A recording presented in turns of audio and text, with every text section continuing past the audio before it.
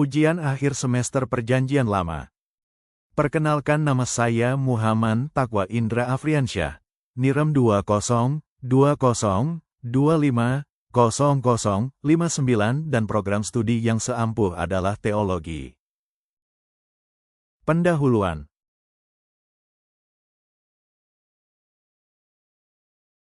Keruntuhan Kerajaan Israel Utara, Samaria, pada sekitar tahun 722 SM adalah puncak dari perpecahan internal, pemberontakan politik, dan penyembahan berhala yang menjauhkan mereka dari Tuhan, yang akhirnya menjadi sasaran ekspansi Kekaisaran Asyur di bawah Raja Salmaneser kelima, menyebabkan kekalahan ibu kota dan deportasi penduduknya, menyisakan kerajaan Yehuda di selatan sendirian menghadapi ancaman besar. Latar belakang. Keruntuhan Kerajaan Israel Utara merupakan peristiwa penting dalam sejarah bangsa Israel yang tidak terjadi secara tiba-tiba, melainkan melalui proses panjang yang dipenuhi dengan kemerosotan rohani, sosial, dan politik. Kerajaan ini berdiri setelah terjadinya perpecahan kerajaan Israel pada masa Raja Rehabim, anak Salomo. Sejak awal berdirinya, Kerajaan Israel Utara telah menunjukkan arah yang menyimpang dari kehendak Tuhan, dan penyimpangan inilah yang menjadi latar belakang utama kehancurannya. Tujuan utama pembahasan ini adalah untuk memahami faktor-faktor yang menyebabkan Kerajaan Israel Utara mengalami kehancuran. Hal ini mencakup penyimpangan ibadah, kepemimpinan raja-raja yang jahat, penolakan terhadap firman Tuhan, serta pengaruh bangsa-bangsa kafir yang membawa bangsa Israel menjauh dari Tuhan. Pembahasan ini bertujuan untuk menunjukkan bahwa keruntuhan Kerajaan Israel Utara bukan sekadar peristiwa politik atau militer, melainkan akibat langsung dari ketidaktaatan bangsa Israel terhadap perjanjian Allah. Dengan demikian, dapat dipahami bahwa dosa rohani memiliki dampak serius terhadap keberlangsungan suatu bangsa. Tujuan lainnya adalah untuk menyoroti peran nabi-nabi yang diutus Tuhan untuk memperingatkan dan menegur bangsa Israel Utara.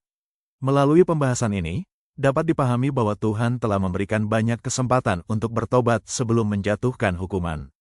Sejak awal berdirinya, Kerajaan Israel Utara telah menunjukkan penyimpangan serius dalam kehidupan beragama. Raja Yerobeam bin Nebat, raja pertama Israel Utara, mendirikan pusat ibadah di Betel dan dengan patung anak lembu emas.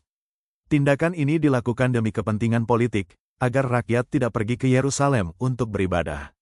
Namun, kebijakan tersebut justru menjadi akar dosa yang terus diwariskan oleh raja-raja berikutnya. Ibadah kepada Tuhan tidak lagi dilakukan sesuai dengan hukum Taurat, melainkan dicampur dengan praktik penyembahan berhala. Kesimpulan, keruntuhan Kerajaan Israel Utara dapat dilihat sebagai pelajaran berharga mengenai pentingnya kesetiaan dan ketaatan kepada Tuhan.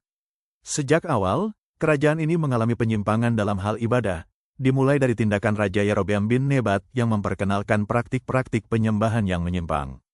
Hal ini kemudian diteruskan oleh raja-raja berikutnya, yang menolak peringatan para nabi dan lebih memilih mengadopsi kebiasaan dari bangsa-bangsa kafir di sekitarnya. Ketergantungan mereka pada kekuatan politik dan manusia, alih-alih bersandar pada Tuhan, memperparah kemerosotan spiritual dan sosial bangsa tersebut. Meskipun Tuhan memberikan banyak kesempatan untuk bertobat, hati yang keras dari bangsa Israel Utara mengakibatkan hukuman Allah melalui tangan bangsa Asyur.